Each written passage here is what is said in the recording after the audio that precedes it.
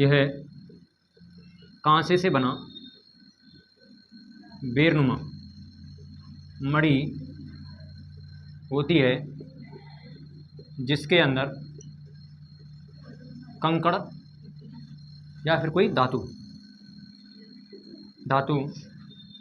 डाली जाती है, जिसकी वजह से क्या करता है ये आवाज़। अब बात आती है घुंघरू के पुराने नाम क्या हैं। घुंघरू तुम्हें पता है, और इसी वजह से तुम लोग कुछ लोग लिख नहीं रहे, हाँ घुंघरू तो है, पता है घुंघरू क्या होता है। तो इसके उपनाम देखो,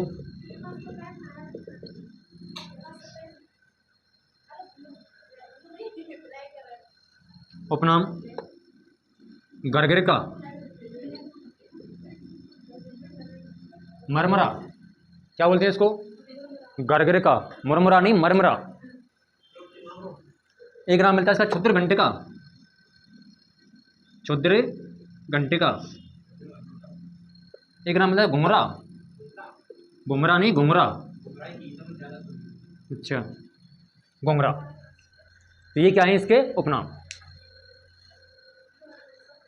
कांसे का बेरनुमा होता है, अंदर कंकड़िया कोई धातु डाली जाती है, जिसकी वजह से क्या करता है ये आवाज़ करता है। ठीक है, उपनाम है इसके गरगरिका, प्राचीन काल से गरगरिका, मरमरा, क्षुद्र घंटिका, क्षुद्र मतलब छोटी, घंटिका मतलब घंटी, छोटी घंटी है, घुंघरा।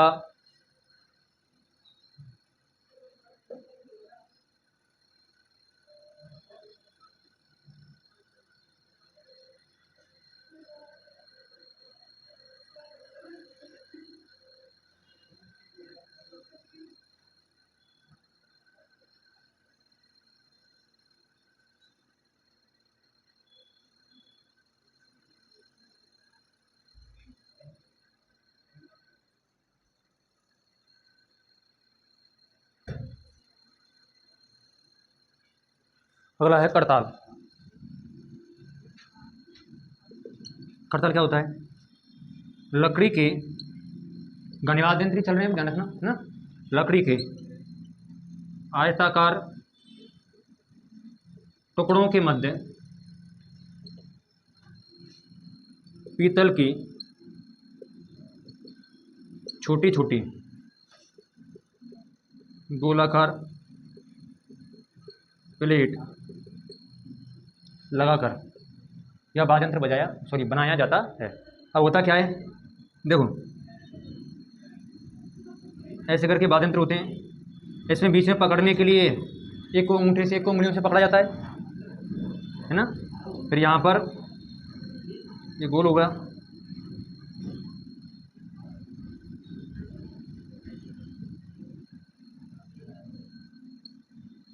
इस प्रकार से होता है।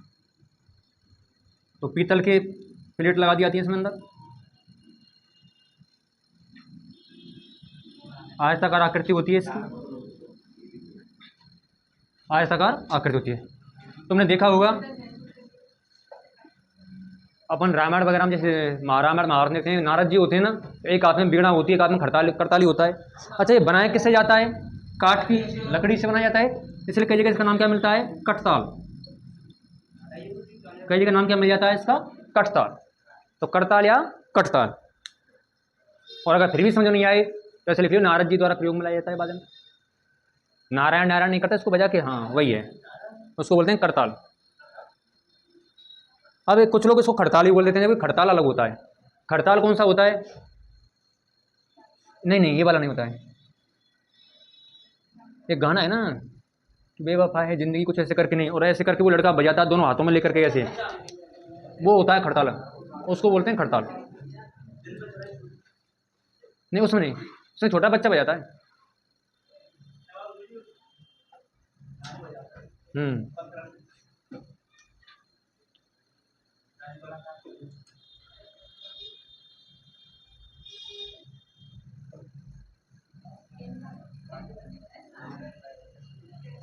अगला है रमजोल।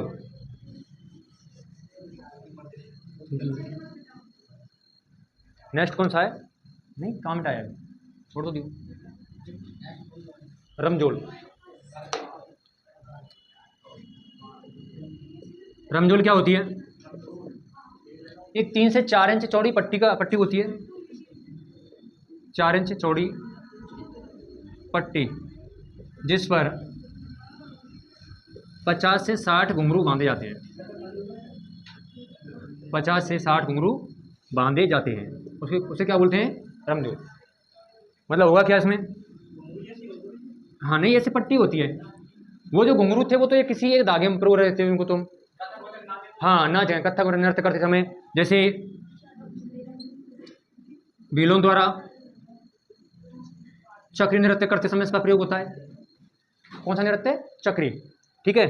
और गैर नृत्य करते समय इसका प्रयोग होता है। इसमें यहाँ पर ऐसे करके छोटे छोटे घुंघरू बांध दिए जाते हैं और ऐसे करके पूरी पट्टी होती है। इसको क्या बोलते हैं? इसको बोलते हैं रमझोल।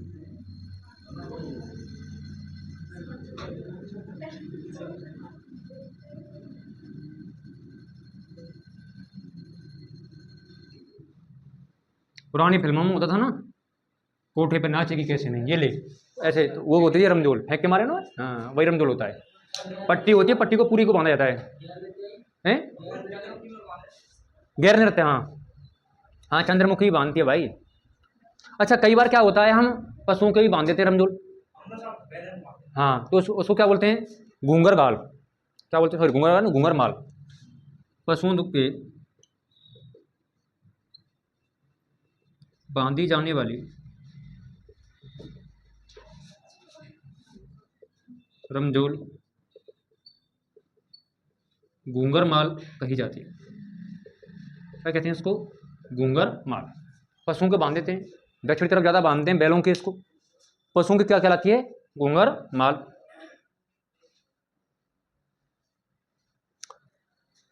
गौड़वाड़ क्षेत्र में नृत्य होता है, कौन सा? समर नृत्य। युद्ध कला का प्रदर्शन होता है, समर का मतलब युद्ध होता है। तो उसमें भी पैरों में रमझोल बांधी जाती है और हाथों में तलवार लेकर वो नृत्य होता है।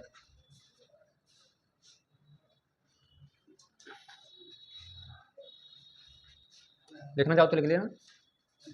गौड़वाड़ क्षेत्र में समर नृत्य, और कोष्टक में देना युद्ध की भाव भंगिमाएं प्रकट करना। समर नृत्य, गौड़वाड़ क्षेत्र में समर नृत्य करते समय इनका प्रयोग होता है। हाथों में तलवार ले ली जाती है और पैरों में रमझोल बांधी जाती है।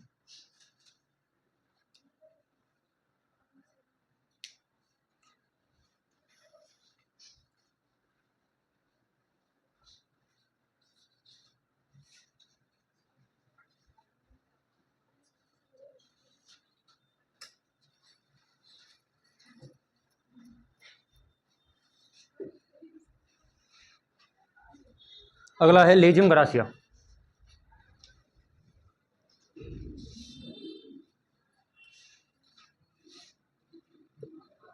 लेजिम ग्रासिया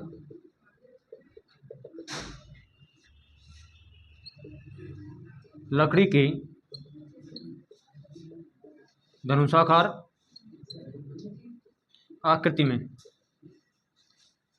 लकड़ी की धनुषाकार आकृति धनुष से बना लेते हैं। ठीक है। और उसमें क्या होता है? उसमें लोहे की जंजीर बांधकर उसमें कुछ पत्तियां, कुछ लोहे या धातु की पत्तियां, लोहे या धातु की पत्तियां डाल दी जाती हैं। इस वाद्यंत्र का जो प्रयोग होता है, गरासिया जनजाति के गरासिया जनजाति द्वारा प्रयोग करने के कारण इसे क्या बोलते हैं? लेजिम गरासिया कहा जाता है। इसे लेजिम गरासिया कहा जाता है। अब उसमें होता क्या है? ऐसे करके धनुषाकार एक लकड़ी हो गई, उसमें ये लेजिम बांध देंगे और यहाँ पर ऐसे करके इसमें पत्तियाँ लगा देंगे। अब इसको हाथ से हिला हिला करके बजाएंगे इसको। ठीक है। तो किसी अवसरों पर उनके द्वारा हाथ से हिला कर इसको बजाया जाता है, क्योंकि इसमें पत्तियाँ लगी हुई हैं, लोहे की पूरी जंजीर है ये, तो ये आवाज़ करती है। ठीक है। इसको क्या बोलते हैं? लेजिम गरासिया। नहीं वो अलग है, वो ऐसे करने वाली अलग है, ये अलग है।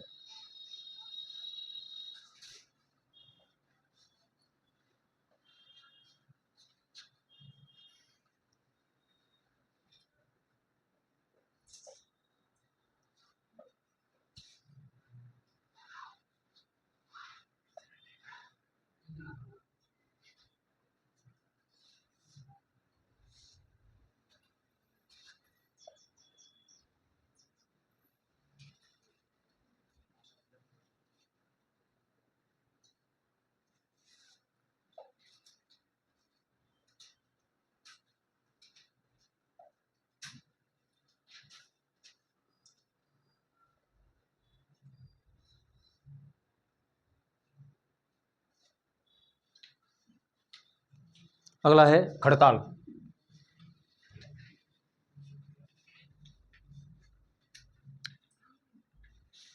देखो खड़ताल ऐसा वाद्य यंत्र है जिसमें किसी भी धातु का प्रयोग नहीं होता, सिर्फ लकड़ी का प्रयोग होता है इसमें। और किसी ना किसी में कोई ना कोई धातु आ रही है, लेकिन खड़ताल में कोई धातु नहीं आएगी। तो खड़ताल क्या होता है? शीशम, केर आदि वृक्ष की लकड़ी से निर्मित किया जाता है। यह 4 अंगुल चौड़ा तथा 10 अंगुल लंबी 4 पट्टियां होती हैं। 4 पट्टियां होती हैं जिन्हें दोनों उंगलियों के मध्य रखकर बजाया जाता है। जिन्हें दोनों हाथों में अंगुलियों के मध्य रखकर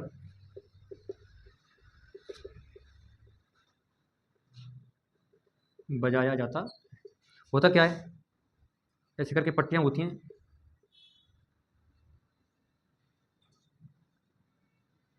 चिकनी पट्टियां होती हैं, दोनों को एक हाथ में, दो को एक हाथ में, बीच में ऐसे उंगली लगा दी जाती है। उंगली लगा के फिर दोनों हाथों कर ऐसे करके बजाते हैं ना। गांव में तुमने देखा हो कई बार तो क्या होते हैं कि कुछ बच्चे भी इसको बजाते हैं, पत्थर लेकर के, पतले पतले पत्थर लेकर के उसको बजाते हैं। हाँ, ज़्यादातर कौन सी जाती है? तो लंगा और मांगड़ियार। कौन जाति बजाती है इसको? लंगा और मांगड़ियार जाति का प्रमुख वाद्य यंत्र माना जाता है। इसमें एक व्यक्ति का नाम आता है, सिद्दीक खां मांगड़ियार। इनको पुरस्कार ही मिल चुका है। ठीक है।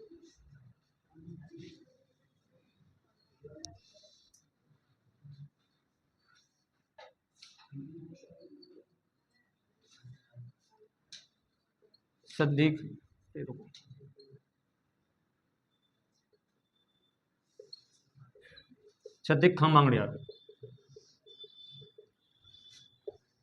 इसके प्रमुख कलाकार हैं।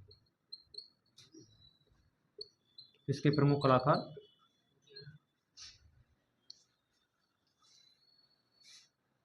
इनको बोलते हैं खड़ताल का जादूगर, सिद्दीक खां मांगड़ियार को। हाँ, अच्छे बजाते हैं।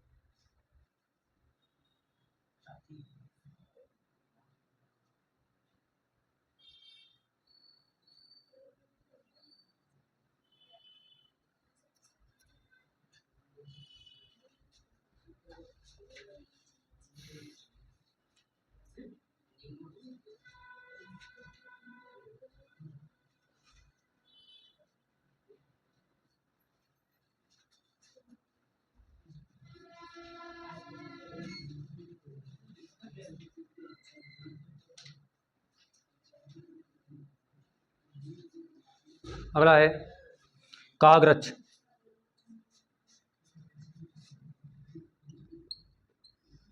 कागरच या कागरेच, ये क्या होता है?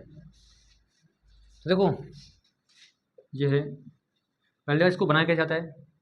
इसमें बांस का मोटा 2 से 2.5 फुट लंबी लकड़ी ली जाती है। लंबी लकड़ी ली जाती है। उस लकड़ी को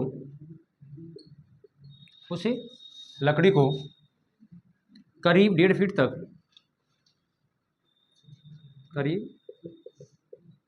तक, पतली खपच्चियों के रूप में चीरा जाता है। पतली खपच्चियों के रूप में चीरा जाता है। फिर उसके बाद में कड़ा लगाकर उससे बुरश जैसी आकृति दी जाती है। बाद में उन खपच्चियों को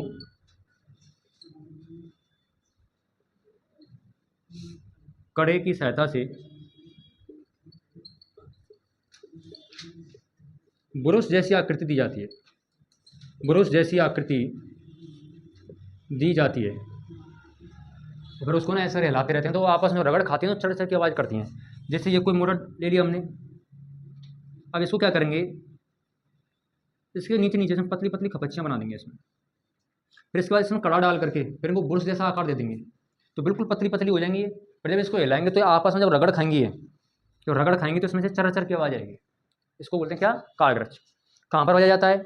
सर्वाधिक इसका प्रयोग होता है मेवाड़ में, बागड़ और मेवाड़ में इसका प्रयोग किया जाता है। जब भील लोग कोई भजन वगैरह गाते हैं ना, तो इसका प्रयोग होता है।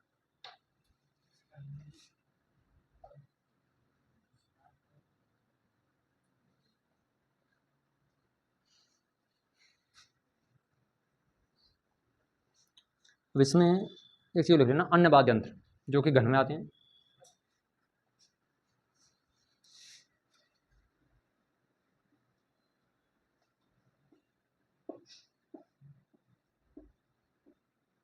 अन्य वाद्य यंत्र में कौन कौन आ जाएंगे? घड़ा या मटका। अन्य वाद्य यंत्र में कौन सा है? घड़ा, चूड़ी, डांडिया। घड़ा, चूड़ी और डांडिया, तीनों को लिख लेना। मटका बजाने का तो कौशल आपने देख लिया होगा, एक मूवी में बजता है दिल जले, उसमें बजाता है ना वो अमरीश पुरी, तो वो मटका ही तो बजाता है वो। तो मटका की आवाज़ तो ऐसी होती है भाई। चूड़ी की तुम लोग घर पे सुनते हो, है ना। और डांडिया आप सबने देखा, ये गरबा नृत्य देखा डांडिया। तो ये कौन से वाद्य यंत्र हो गए आपके? घन।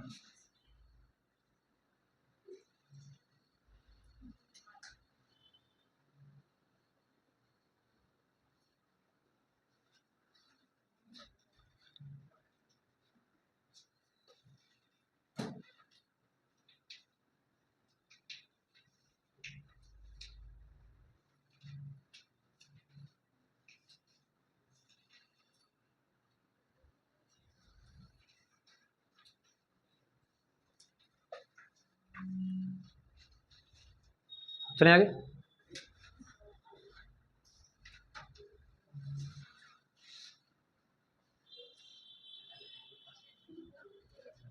नेक्स्ट है तत्वाद्य यंत्र।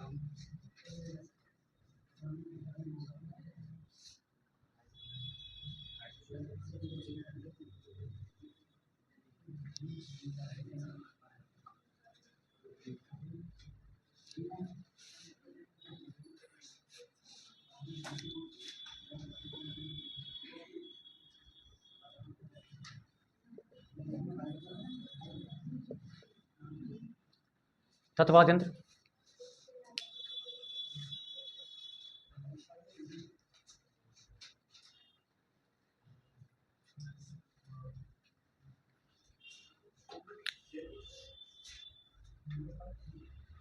देखो, तत्वाद्य यंत्र प्रमुख विशेषता क्या होती है? इसमें तारों का प्रयोग किया था। किसका? तारों का। इसमें तारों का प्रयोग किया जाता है। लकड़ियाँ किसी धातु से निर्मित वाद्य यंत्र होते हैं जिनमें तारों का प्रयोग किया जाता है, और तारों को छेड़ने से संगीत की ध्वनि निकलती है, क्या कहलाते हैं? तत्वाद्य यंत्र कहलाते हैं। तुम्हें सिर्फ इतना याद रखना है, तत् मतलब तार।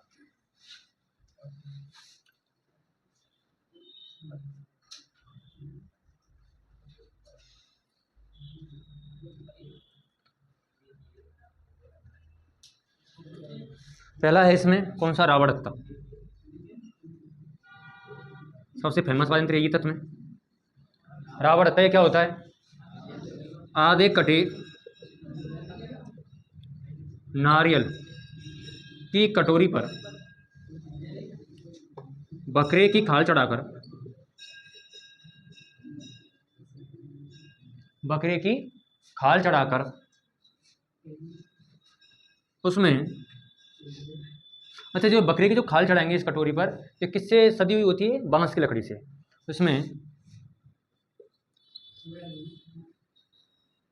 इसमें 9 तार लगे होते हैं, जिनमें 2 प्रमुख हैं। कितने प्रमुख हैं? 2। इसमें एक तार घोड़े की पूंछ का बाल होता है, घोड़े की पूंछ का बाल। दूसरा तार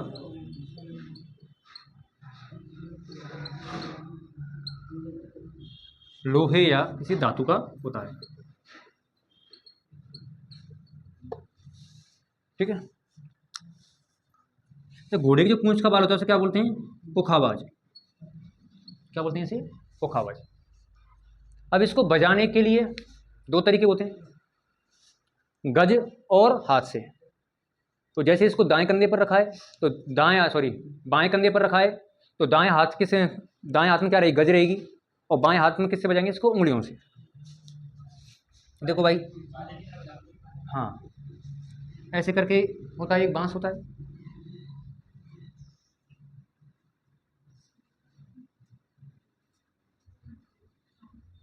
यहाँ पर तार बंधे होते हैं,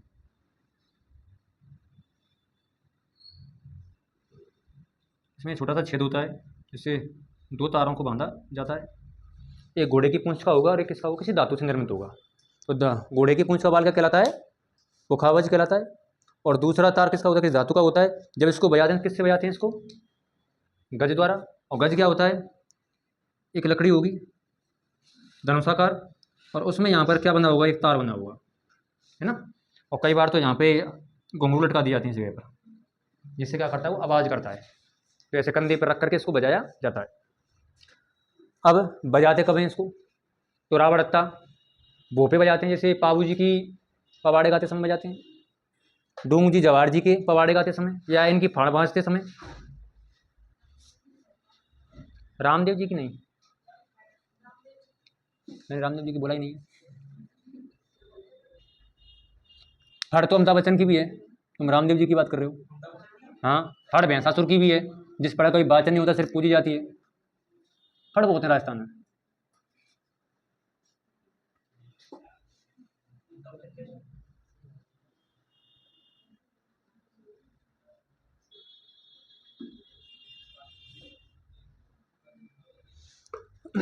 आगे समझ में किसी को दिक्कत तो नहीं है समझ?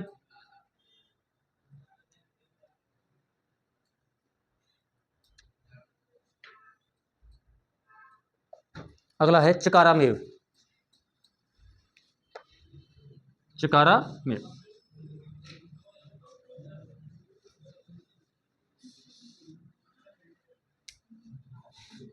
वैसे नाम इसका चिकारा ही है, लेकिन मेव जाति के द्वारा इसका प्रयोग करने में इसको क्या बोलते हैं? चिकारा मेव। ठीक है। चिकारा मेव यह है तनु की लकड़ी से बना वाद्यंत्र है। तनु की लकड़ी से बना वाद्यंत्र है, जिसमें 3 तार होते हैं। जिसमें 3 तार होते हैं। इसे गज की सहायता से बजाया जाता है। गज की सहायता से बजाया जाता है। अलवर क्षेत्र में इसका सर्वाधिक प्रयोग मेव जाति के लोग करते हैं। मेव जाति के लोग करते हैं, इसलिए इसे क्या बोलते हैं? चिकारा मेव भी, चिकारा मेव कहा जाता है। इसका शुद्ध नाम तो इसका चिकारा ही है, इसलिए इसे चिकारा मेव भी कहा जाता है। और किसी को कन्फ्यूजन हो तो यहाँ से मेव हटा देना और इस लाइन को ऐड कर देना, कन्फ्यूजन दूर हो जाएगा। सारंगी जैसा ही होता है, सारंगी छोटा वाद्यंत्र है वैसे।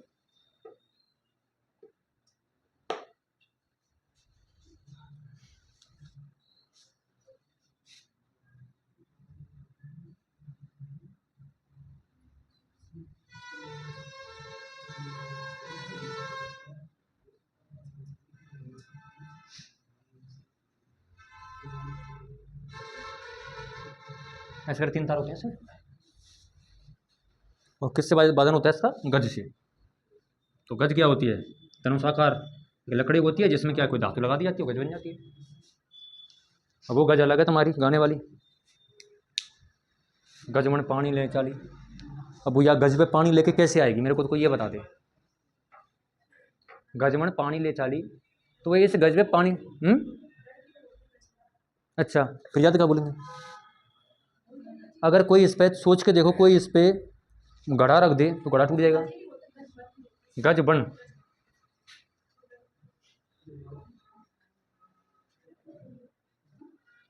मैंने एक पढ़ाया था दामड़ा। दामड़ा क्या होता है? अच्छा, दामड़ा वैसे एक वो भी तो होता है, इस अंगूठे में पहने जाने वाला आभूषण भी तो होता है ना। ये पटवारी को एग्जाम में आया था, तो मेरे दिमाग में तुम्हारा गाना चल रहा हो, मैंने तो दामन लियो कराया भाई साहब वस्त्र, पता चला कि वो तो आभूषण निकला। ये गाने को हम ढंग से बना देते राजस्थानी से चल के, तो आधे तो वैसे याद हो जाते हमको।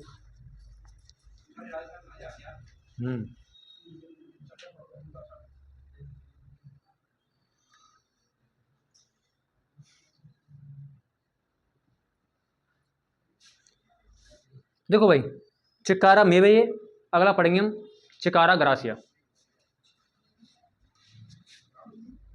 वो ग्रासियों के द्वारा प्रयोग होता है, उसमें कुछ अंतर तो होता है, थोड़ा सा अंतर होता है दोनों में।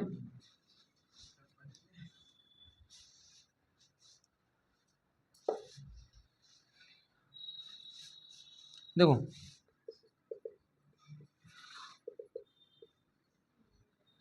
इस वाद्य यंत्र की तुम्बी का निर्माण नारियल के खोल से किया जाता है। तुम्बी का निर्माण किससे होता है? नारियल के खोल से होता है। ठीक है, होता क्या, नारियल की पोली लकड़ी होती है ऐसे करके, इसके बाद में इसमें ऐसे खूंटियां होती हैं, बाकी सेम होता है।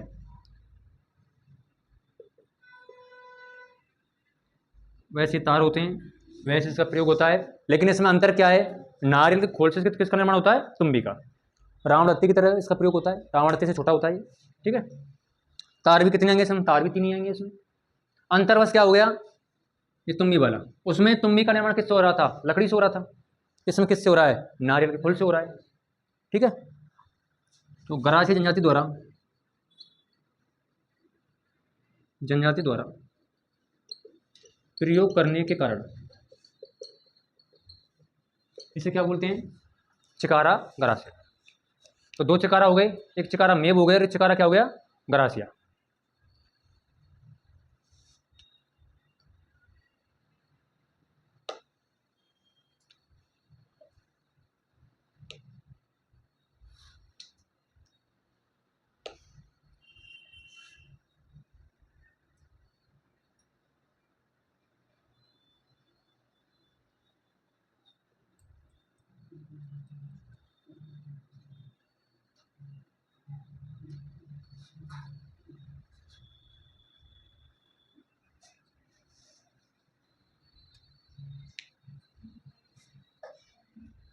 नेक्स्ट है काम्यचा।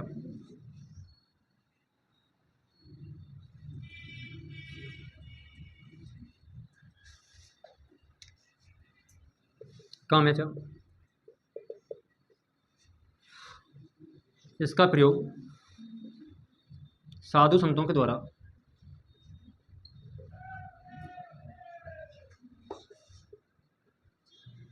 बर्तरी आदि की कथा सुनाते समय किया जाता है।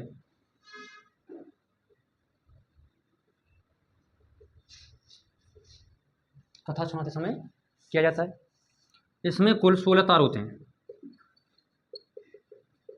16 तार होते हैं, जिन्हें 3 वर्गों में बांटा जाता है। जिन्हें 3 वर्गों में बांटा जाता है। तो प्रथम वर्ग में, द्वितीय और तृतीय। इसमें कितने तार होते हैं? 9। कितने होते हैं? 4। कितने हो गए? 13। इसमें कितने होते हैं? 3। तो 3 तार, 9 तार और 4 तार। ये किससे बने होते हैं? ये आंत से निर्मित होते हैं। बकरे की जो आंत होती है ना, आंत से निर्मित किए जाते हैं 3 तार। ठीक है, आंत से निर्मित होते हैं। इन्हें रोंदा कहा जाता है। क्या बोलते हैं इनको? रौंदा।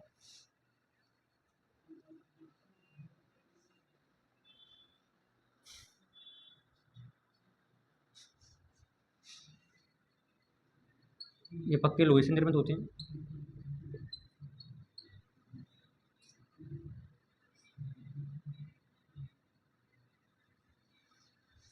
पक्के लोहे से निर्मित होते हैं। इनको क्या बोलते हैं? इनको बोलते हैं तरवे। क्या बोलते हैं इनको? तरवे। इन्हें क्या बोलते हैं? जाड़े या तरवे। और ये भी पक्के लोहे से निर्मित होते हैं।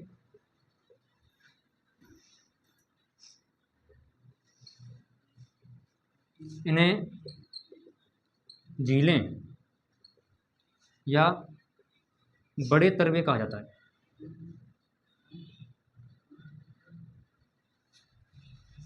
तो 3, 9 और 4, 3 तार आंख से निर्मित हैं, रौंदा कहा जाता है। 9 तार पक्के लोहे से तरवे या जाड़े कहा जाता है। और ये तृतीय वाले 6, 4 ये भी पक्के लोहे से होते हैं। इन्हें क्या कहते हैं? झीलें या बड़े तरवे कहा जाता है।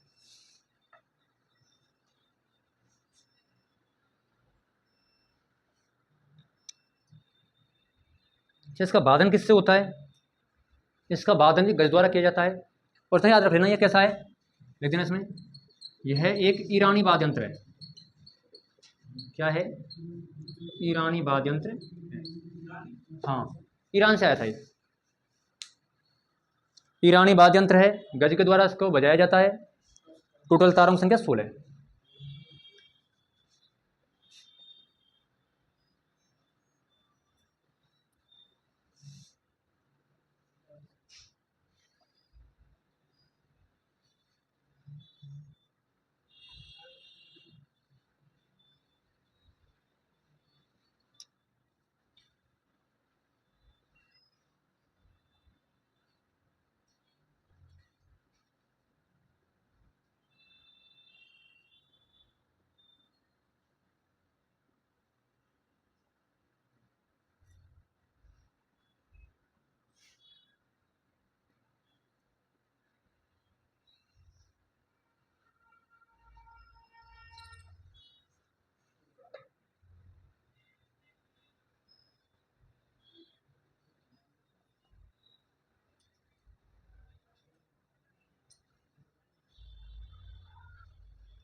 नेक्स्ट है सुरंदा। सुरंदर नहीं है, सुरंदा है। हाँ, सुरंदर कोई बजा दो, क्या दिक्कत है? तुमको बजाना ही तो है, किसी को बजा सकते हैं। तुम इस धरती के वो महापुरुष हो जो गूंगे को बुलवा सकते हो, मुर्दे को खड़ा कर सकते हो। हैं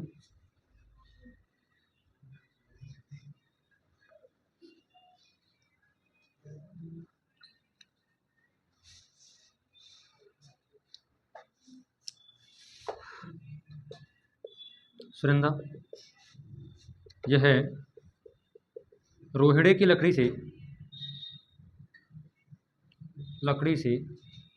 निर्मित वाद्य यंत्र है। हमेशा की तरह इसको भी किससे बजाया जाता है? गज से। लेकिन इसमें क्या, तारों को बजाते समय दबाया नहीं जाता, हल्के स्पर्श से तार लय पकड़ लेते हैं, उसके बाद फिर इसमें गज का प्रयोग किया जाता है।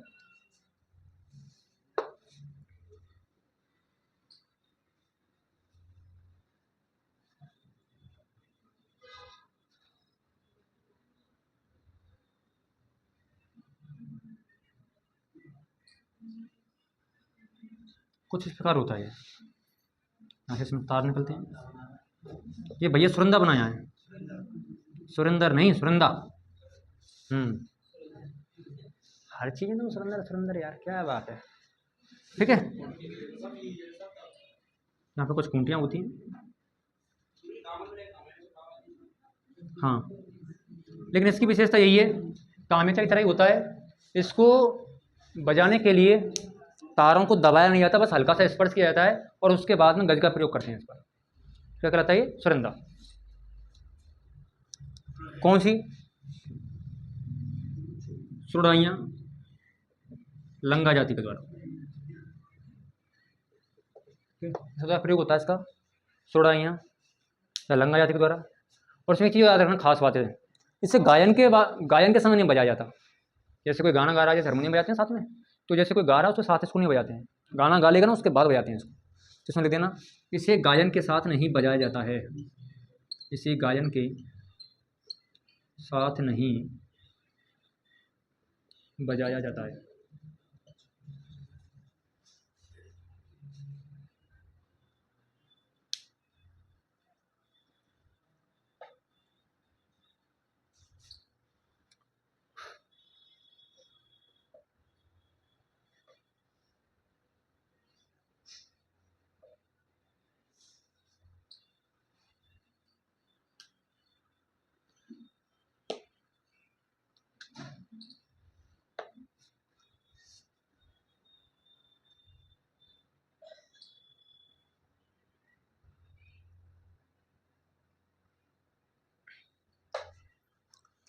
अगला है सारंगी।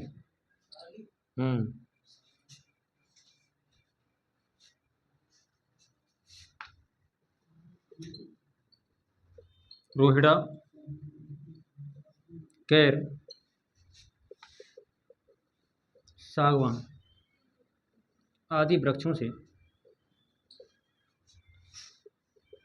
तैयार की जाती है। तत्वाद्य यंत्र में इसे सर्वश्रेष्ठ माना जाता है। इसे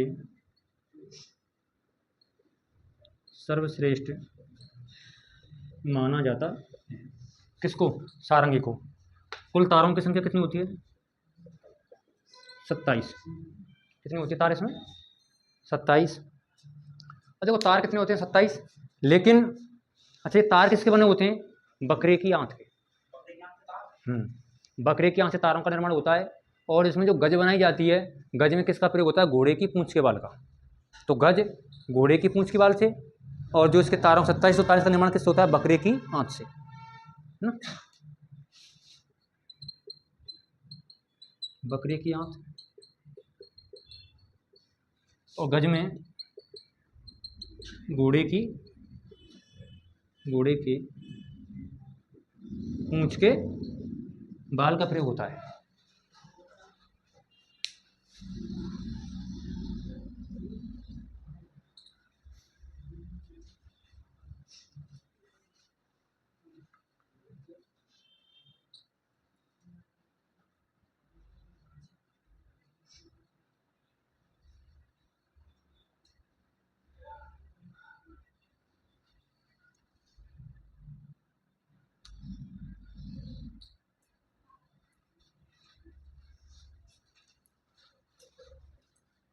इसमें दो बात तो लिख देना।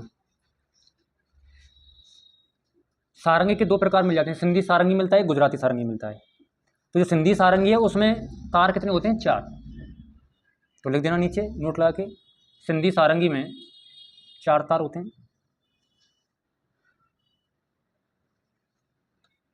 मुख्य 4 तारों का प्रयोग होता है सिंधी सारंगी के अंदर।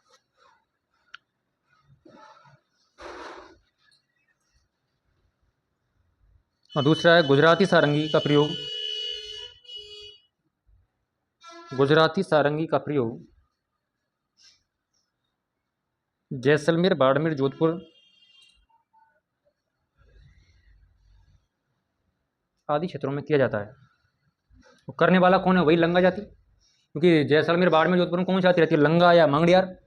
लंगा और मांगड़ियार इसका क्या करते हैं? प्रयोग करते हैं।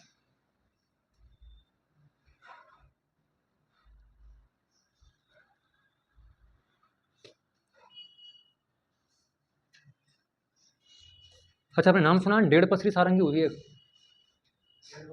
1.5 पसली सारंगी भीनमाल, जालौर और सिवाना, बाड़मेर में इसका प्रचलन होता है। चलो सुनाऊं तो तुम्हें।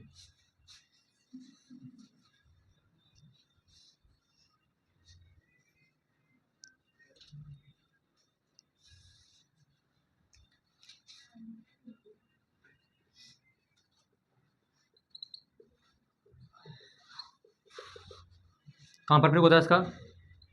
सिवाना, जालौर, सिवाना, बाड़मेर, सिवाना, बाड़मेर, भीनमाल, जालौर।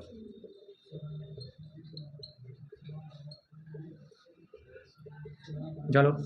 इसमें होता है क्या? इसका आधा भाग तो होता है सपाट ऐसे करके, और बाकी का जो आधा भाग है वो कैसा होता है? इसका गोलाकार। बाकी आधा भाग कैसा होता है इसका, गोलाकार होता है।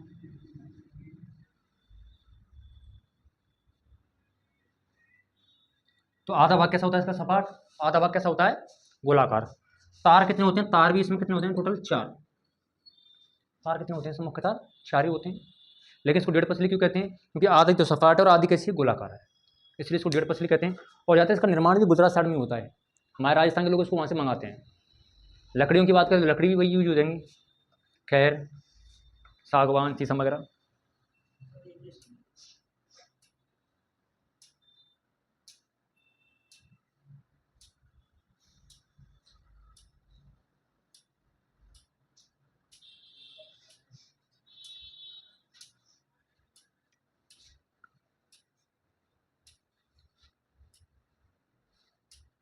इसमें एक लिखो धानी सारंगी।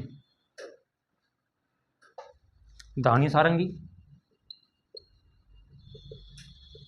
इसका प्रयोग कहाँ होता है, भरतपुर और अलवर क्षेत्र में। निहाल दे की कथा सुनाते समय, भरतपुर और अलवर क्षेत्र में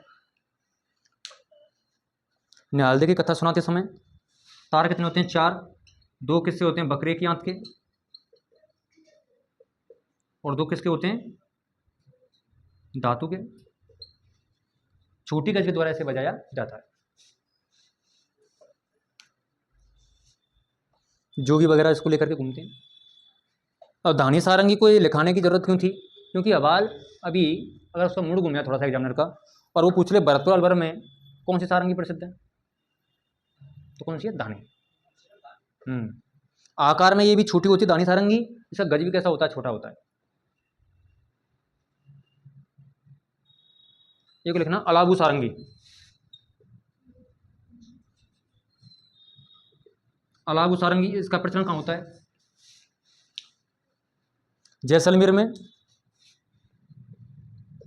जैसलमेर में एक जाति हो जिसका नाम है मंजीनिया। मंजीनिया जाति के द्वारा इसका प्रयोग होता है, किस सारंगी का, अलाबू सारंगी का।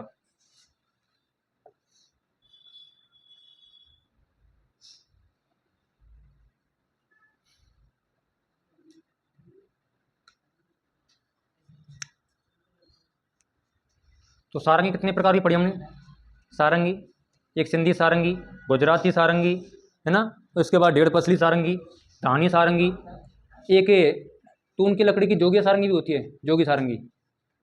एक अलाबू सारंगी होती है, डेढ़ पसली, अलाबू, धानी, जोगी सारंगी।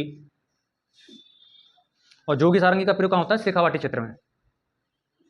जोगी सारंगी ये तून की लकड़ी की बनी होती है, लिखना चाहो तो लिख लेना, इसे छोटा सा लिखना है। जोगी सारंगी शेखावाटी में प्रसिद्ध, यह है तून की लकड़ी की बनी होती है, ठीक है। तो तून की लकड़ी से निर्मित होती है कौन सी सारंगी, जोगी सारंगी। जोगी लेके घूमते रहते हैं शेखावाटी क्षेत्र में। कौन सा वाला, एक सेकंड।